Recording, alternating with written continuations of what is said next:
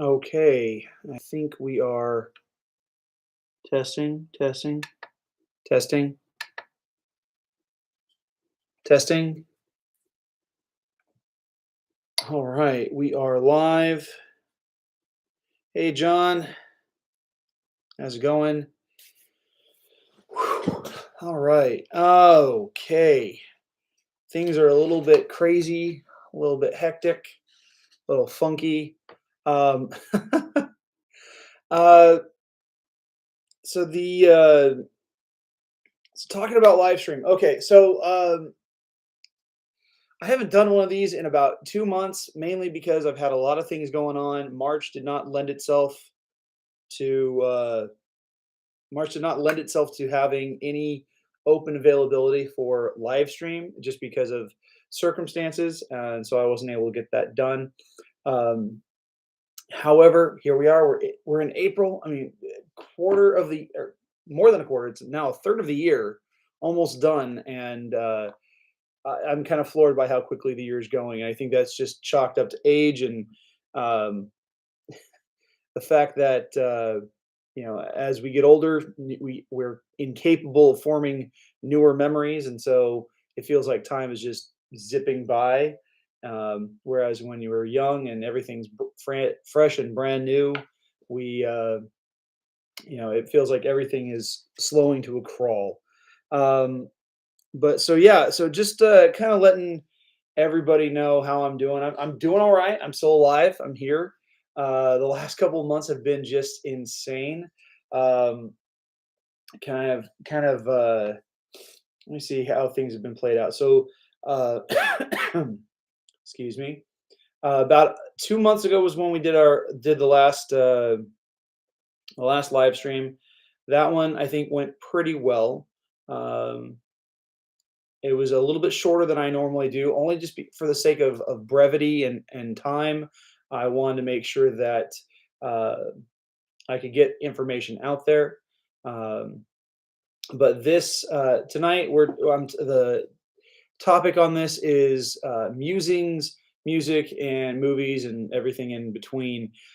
Just because I do a lot with movie reviews, I do a lot with with my writing, and there are different things that influence me. Um, and so, yeah, I'm going to be talking about that, but I'm also going to be talking about some of the projects I've been working on and what to expect. So, for those of you who are, well, right now it's just the one of you, John. If you'd like, let me see if I can get you in here.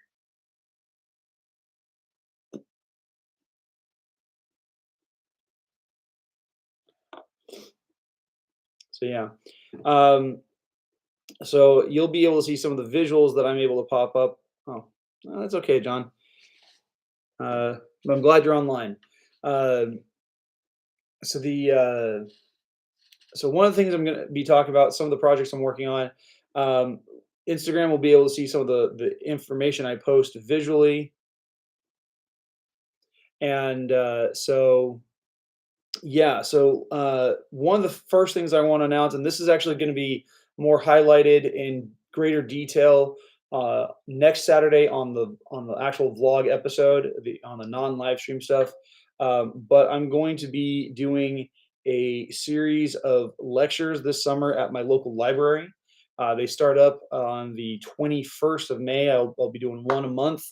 Um, and so May 21st, I'm going to be talking about monomyths and adaptations. Uh, the 18th of June, I'm going to be talking about storytelling then and now. July 30th, I'm going to be covering the hero's journey because by that point, the creator's corner segments will have finished up talking about the hero's journey, and so then um, the last the last session I'll be doing will be August 27th, which by that point I'll be starting a new school year teaching, which will be good. It'll be a nice kind of palate cleanser after that first week of school. But I'll be talking about how to develop heroes and villains, and so while it's a lecture series, I'm gonna kind of treat it for whoever shows up in person. I will be treating it as a kind of writer's workshop as well. The and the other thing is I will be live streaming these sessions. They're 1 hour sessions. I'll be live streaming them to Instagram specifically, so that people can participate digitally online. Um, the sessions will start up at 1 p.m. Pacific Standard Time on the dates. And I'll post the dates to social media more as we get closer to the events. Um, and they're 1 hour sessions, so I'm really looking forward to this. The the uh, coordinator at the library, he reached out to me, and I've done a couple of different events there, author events and what have you. And this was something that they were talking about doing for their summer series, because they always do some kind of summer program every year.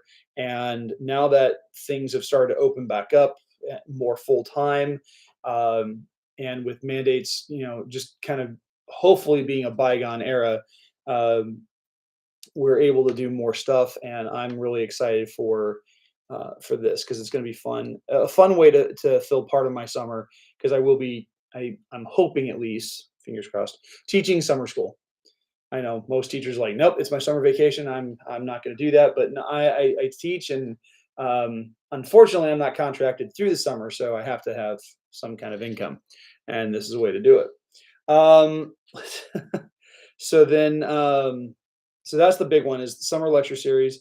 Um, and then, as always, I'm going to be doing uh, my podcast right after this. As soon as I'm done recording this live stream, I'm going to be doing my podcast, Film Maniacs. I've got a new episode that's going to be coming out on Monday, and I need to make sure that we have that in the can and ready to go. This week, I'm going to be talking about the newest movie in the Harry Potter franchise, Fantastic Beasts and the Secrets of Dumbledore. Um, so I'll be talking about that. That'll go live on Monday. The article is already up on the Hanford Sentinel website if you want to check that out. I posted that link in social media, both on my story and in my regular feed. So you can find that link to the article. But the article will be linked again in the video or the audio description for the podcast. I found that doing the podcast and having it up in two different formats has been very helpful. However, if you are not subscribed to the podcast, or you are not listening to it on a regular basis, please do so. It helps to have listeners, and there are, especially if you listen on Spotify, there is an interactive question each week. Your thoughts regarding whatever the topic is for that week. Last week's topic was asking whether or not entertainment companies are evil.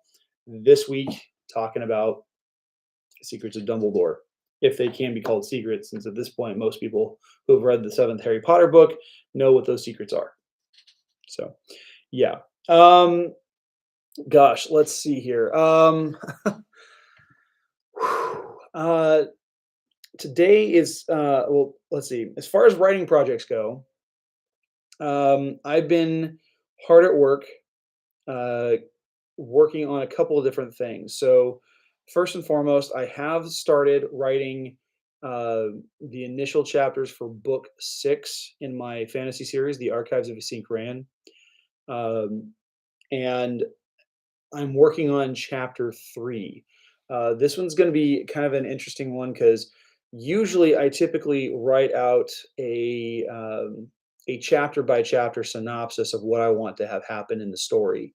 And as I was trying to wrap my brain around this synopsis, it wasn't coming together. I just couldn't find the energy to put it together, and so I just started writing, something I haven't done in a very long time. And so instead of doing what I normally do with the synopses, I just kind of let my imagination go. I knew where I wanted to start. I knew what I wanted to portray in the first few chapters. Now it's a matter of getting to that, and so I've got this idea for how I want things to play out, and hopefully it'll turn out well. But I mean, again, it's still in a very early stage. It's very rough, very very very rough draft. Just dumping that sand into the box, and we'll see what sticks. But I mean, the first 4 or 5 books, they were very hyper organized in the way I went about putting them together, and so this was a little bit of a different tact. But I did take a break I hit a point in the writing of chapter 3 where I needed to take a break and work on something else, and I had this other idea swimming in my head. It was a sequel to something I wrote back in November of 2020. So I participated in NaNoWriMo, or National Writing uh, Month. In November is National Writing Month, basically. And if you're part of the writing community, you know, whether you're on Twitter, Instagram, you know. And so I started working on a project. It wasn't official for NaNoWriMo. I didn't sign up. I didn't do anything like that. I simply just decided I was going to write something, and I pumped out this 93, 94 page um, treatment of a story. Uh, I did it in like 2 weeks, and I was pretty impressed because I did most of the writing on my phone. I pulled up Microsoft Word on my phone on the app. I had this little Bluetooth keyboard that I had linked to my phone. I just started typing away, typing away, typing away, typing away, and then the story kind of just generated itself. The story was actually based on the idea for a dream that I had had. Um, like this, I had this dream, and it just kind of stuck with me for months, and I eventually just got to the point where I turned it into an actual story. And then and I had an idea for what I like. I was toying with the idea of doing a sequel for the last year or so, and um, and so a few weeks ago, just before spring break and Easter and all that, my I started getting some ideas in my head about what I want to do, how I want to craft the story and the sequel. And I put together, like I typically do, a chapter by chapter synopsis. Um, I laid it all out, and so then I started right the Friday before Easter, actually. I'm sorry, not the Friday before Easter, because that would have been Good Friday. The Friday before Palm Sunday. I started. I got on my computer. It was like 10 o'clock, 10:30 at night. Um, I got on my computer. I just started typing away. Um, and For those of you who are watching on YouTube, I have some people. I'm streaming also to Instagram as well. And one of the guys I connect with, one of the other authors, his name is John Brownstein. He's got some great content if you want to check him out. And he was just saying that he often dreams about his stories, and typically after he starts writing. And I do too. So you're in good company, John. But yeah, so the first story started off from a dream. The sequel started off as an idea I had as for like how I wanted to continue the story. And so 2 weeks ago, I started writing this, and a week ago Thursday, I finished a 65 page draft of this treatment for the sequel. It's about it's just under 33,000 words. And while I did share about it on Instagram and Twitter, this is really the first chance I got to talk about it in more detail. And this is the fastest I've ever written a story like this from beginning to end, where I've written, that many words, in one go. And it was really cool because I looked at the math, and I wrote for 6 days straight. Well, not straight, because I mean, I did have to deal with, being a dad, and, having to sleep and other responsibilities. But the what I ended up doing was I I averaged out how many words per day I was writing. It was somewhere between 54 and 5,500 words. I was pretty impressed with myself because normally I don't set any word count for what I do when I'm writing. I just say, hey, I'm just going to sit down. I'm going to write until I'm bored or I'm done or whatever, um, or until I get something completed, and then at that point I can actually take a nap. Um, but yeah, so I typically it was very different experience for me going into this particular writing project, because while I had things planned out, I didn't expect to just jump into the writing and be so obsessed with getting it completed. And that was a lot of fun. It was really cathartic for me because it helped me. because whatever I'm writing is usually going to be based on something that I am working on, where I can work through whatever I'm dealing with personally. Um, and so it was a lot of fun to work on this project. And the two projects uh, uh, that these stories are a part of. Um, the first one's called Jane Doe. This second one, just the code name is Jane Doe 2. No, it's not a murder mystery. Um, it's actually about alien abduction. Uh, it's something that's been stuck in my head for a while, and I was thinking I had this idea, and there's kind of a it's kind of the stories are bent towards examining um, mental health as well. Like in the first story, the way it's presented, you're not entirely sure if what is happening by the end of the story. It could be happening in somebody's head. Um,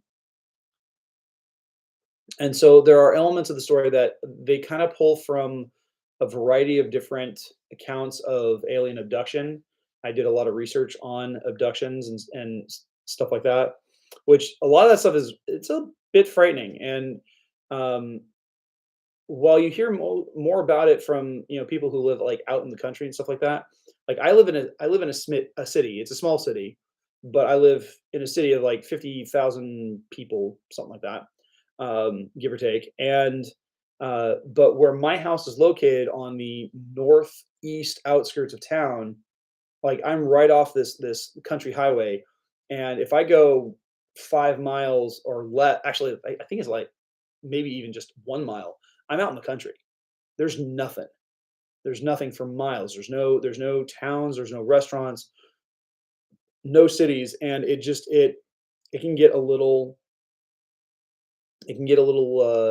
scary out there. And growing up having the crazy imagination that I did, things like that would terrify me. So there was a catharsis in what I was doing, um, and the because it helped me purge a lot of my fears about from stuff I watched in science fiction, alien abductions and whatnot. I grew up watching Unsolved Mysteries with Robert Stack. Um, I ended up watching X Files with my dad, and so a lot of the stuff in there really freaked me out. And so I pulled from that, but at the same time, I also pulled from there's a movie that came out with John Cusack several back in the early 2000s called Identity. Ray Liotta's in it. A few other really good actors are in that movie, and it's this psychological thriller about a group of people who are all stuck at this motel, and they're being picked off by a serial killer one by one, and the characters are just disappearing. You have no idea who the killer is until the very end, and it turns out all of these characters are split personalities inside the head of someone who has dissociative identity disorder, and that is the illness that's plaguing Oscar Isaac's character in Moon Knight. And so, but this is like this guy, this has like 17 personalities inside of his head, and they're trying to work him through all these personalities to find the real one. And the real serial killer persona is actually killing all these other identities throughout the entire psychological healing process. It's really kind of cool. So I kind of pulled from that a little bit. I kind of pulled from the show Fringe. I pulled from X Files. I pulled from Unsolved Mysteries, and so I used a lot of these different elements, and I started developing these stories, and they're a lot of fun to work on. Um, Very cathartic. They help me get through a lot of stuff. Um, Whether or not I'm going to actually publish them is another matter. I've toyed with it. I think they would do well on Kindle, because there might be a niche market for it, but we'll see. Um, so yeah, that's what I've been working on as far as my writing projects go. Um, I've seen some really good movies lately. I'm always drawing from movies. I look at things from movies and I'm like, how can I make that work? How can I emulate that style in a verbal capacity? So some of the good movies I've gotten to see, I got to see the Batman at the start of March. Um, that was probably the last movie I saw in the theater. Um, between then and now, um, I've oh my gosh, I just had an alert pop up on Twitter. It was it was a response I had to someone's post saying, "How do you ruin a first date in 5 words or less?" And my response was, "Will you marry me?" But all of a sudden, I just saw this notification pop up from Twitter. It said someone liked it, and all I saw was what I had posted, and it said, "Will you marry me?" And I'm like, "Oh gosh, someone's asking me to marry them." That's not going to happen. Not for a very, very, very, very long time, if ever. Anyway, um, the so the yeah, so the Batman, really good. I'm actually watching on HBO Max right now. Um, I had it on earlier. I got to finish watching it tonight, but it's such a good movie. If you haven't seen it, it's worth watching. Although it can get a little gritty and dark. If you are if you're sensitive to that kind of material, uh, probably stick with something more Joel Schumacher. Might be more your speed. Um, Fantastic Beasts came out this last week. I've honestly at this point I've seen so many things that I have no idea the full scope of everything I've watched lately, but um, I've been able to keep up with some movies and see what's been going on, and I've really enjoyed some of the movies that have been coming out lately. While the new Fantastic Beasts movie is more or less enjoyable, if you like the franchise, you're going to enjoy it. But from a storytelling perspective, it's kind of all over the place, and I'll talk more about that in my podcast on Monday. Um, uh, but the yeah, it's the last month and a half, last 2 months, I guess. It's been crazy. I think probably the thing that's been keeping me busiest the most has been being a dad. And it's not that I'm new at being a dad. I mean, my kid is 5 years old now, almost five and a half, and he is just man, that kid is he is so smart. He is so fantastic, and he is creative. I'll contact his after school care provider and I'll ask them how he's doing, and their first response is, "Oh, he's distant, and he's playing, he's happy, but he's distant." And it's like, just because he's being distant doesn't mean he's not engaged, he's not paying attention. He's doing something. He's got his mindset on a particular story, or if he's doing some kind of imaginative play, he's engaged in that. Let his imagination run rampant. He's a kid. He doesn't have to be engaged in talking with adults all the time or engaged in talking with kids all the time. I mean, that's not how I was. I'm more talk as a kid his age, I was more chatty with adults, but I didn't get along with kids my own age all that well. It wasn't until uh, thanks, John. I appreciate that. It's really good to hear. Um, I need to hear that more from other people. Um, but but yeah, it's uh, I was more engaged in just playing by myself and creating stories because and that's how my brain worked. I created a lot of my stories, a lot of my characters based off of things that I imagined when I was playing with my action figures as a kid growing up. And so if my son's coming up with stuff like that, it's good. I'm happy with that. I'm totally okay.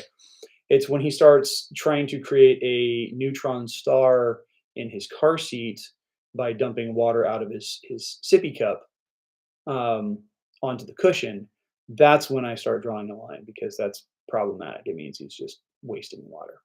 And I live in California, and when you waste water, that's they frown on you for doing that because we're in a drought. Um, yeah, I did too. At least with people my own age. Um, I was very unsatisfactory when it came to socializing with other kids. Um, so yeah, but so a lot of what I do, like when I get these opportunities to write, like I'll like part of the time I was working on this Jane Doe 2 project. I was writing while my son was playing, and he was working with his toys, and he was working on some puzzles, whatever. And at one point, he came over and he saw that I was on my computer typing away, and he goes, "Daddy, what are you doing?" And I just leveled with him. I said, "I'm Daddy's writing." And he said, "You're writing?" I said, "Yeah." I said, "I'm writing a story." He says, "Oh." And he starts asking me questions about the story, and I just tell him what I didn't tell him all what it's about, and but I told him it's kind of a mystery, and he's like, "Oh, okay," and so he just went back to playing, but he was really curious to see what I was doing, and um, you know, "Hey, Winifred, how you doing?" And so yeah, my son was he was curious in what I was doing. He wanted to know, but then once he knew, he was good about going back and playing and doing what he was doing. But he thought it was I thought it was really good that he and I could sit there doing our different things, but enjoying each other's company. And I thought it was just the neatest experience because um, it, I have some of the best times when I'm working with my kid, where I'm doing something, he's doing something. Our projects are not necessarily mutual. And so we just get to be in each other's presence without having to like constantly, you know, be in there. Not that I'm not giving him attention by any means. Like if he comes up and he asks me a question or he asks me to do something for him, I'm there. I'm jumping up in a heartbeat to put down whatever I'm working on so I can help him out. Um, yes, Winifred, those are Power Rangers heads, helmets. In fact, um, Green Ranger, White Ranger. Tommy is my favorite character. Um, in fact, he influenced a couple of the characters in my book series. One character who is seen prominently in books 1 and 2, and another character who shows up in the yet unpublished uh, book 5. But yeah, it's in fact, I yesterday, Friday, I was teaching a lesson, and I actually used the White Ranger helmet right up here behind me as part of the illustration for that lesson. Um, so it's fun. I get to use my geekiness, my nerdum, my fandom to as strengths in what I do. I enjoy it. In fact, if you haven't seen the picture, this was me wearing it at school yesterday. Sorry for those of you on YouTube, you can't see the photo, but yeah, that's me dressed up as the, well, sort of White Ranger. um, so yeah, um, I this the man, speaking as a dad, one of the things that was an absolute blessing for me. So we did my son's IEP on March 31st, and it was really cool because his teachers had nothing but great things to say about him.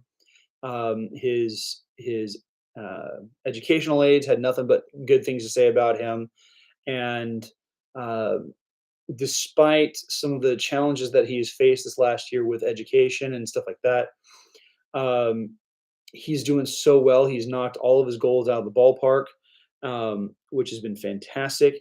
And he gets to move on to kindergarten.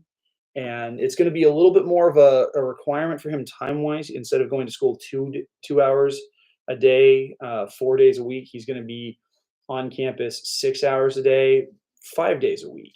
And it's going to be a different setting for him. And I'm hoping he'll adjust and he'll adapt pretty well. But he's pretty good about adapting. He's one of those kids. Uh, you get some sleep, John.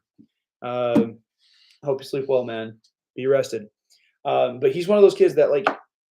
So for those of you who don't know, my son has autism. He's high functioning, but he's on the spectrum. He's super smart, and like a lot of kids who are on the spectrum, he's very technical. He's very science minded. He likes nature. He likes animals. Um, he's focused on science. He likes learning things about earth science. He likes learning things about the ocean. Um, he was into sea creatures for the longest time, so octonauts are definitely something he enjoys. Um, he loves dinosaurs. I made the mistake a couple months ago of letting him watch one of the old 1960s Godzilla movies. It was Godzilla versus Mechagodzilla. Very bad dubbing, but he picked up on it, and unfortunately, he started reenacting that. So there are times where he will stomp around the house like he's Godzilla, and he will be, trying to breathe fire. Um, but he's very knowledgeable. So like he'll start talking about black holes, nebula. Um, he'll start talking about exoplanets, white holes, dwarf stars, neutron stars, you name it. And so he's very science minded. Um, but through all of that, he also has a creative side. And so like what I've seen him do, some of the games I've seen him play, the the imaginative play that he does has been really cool to see. So for me as a dad, that's good because I'm a very creative person. While I do get technical, and while um, I do focus on details a lot. Not that I'm on the spectrum. I might be. Who knows? But he is, man. It's good to see him being able to be analytical and science minded, but still having a creativity to him that is just absolutely fantastic. So yeah. Anyway, I'm getting ready to wrap up this live stream. Couple of things to be on the lookout for as I'm wrapping up.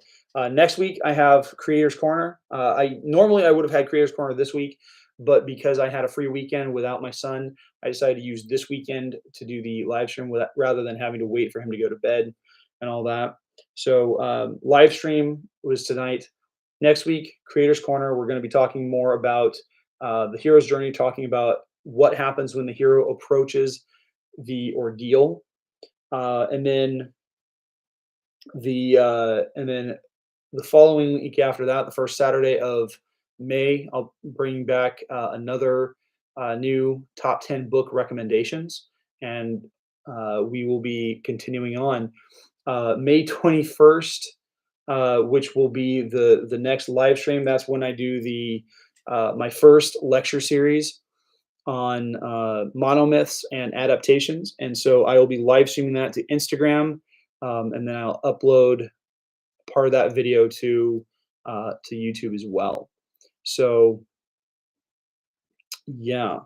Um, so I'm not seeing any questions being posted on either chat. Um, anyway, for those of you who did tune in to Instagram, thank you. I appreciate it. I hope you guys have a great, wonderful evening. For those of you who are going to be catching this later on YouTube, uh, well, I just hope that you enjoyed the show. Anyway, I will catch you guys later. The podcast will be the Filmaniacs podcast will be coming out live Monday morning at 10 a.m. So hopefully you guys will be listening to that. Peace.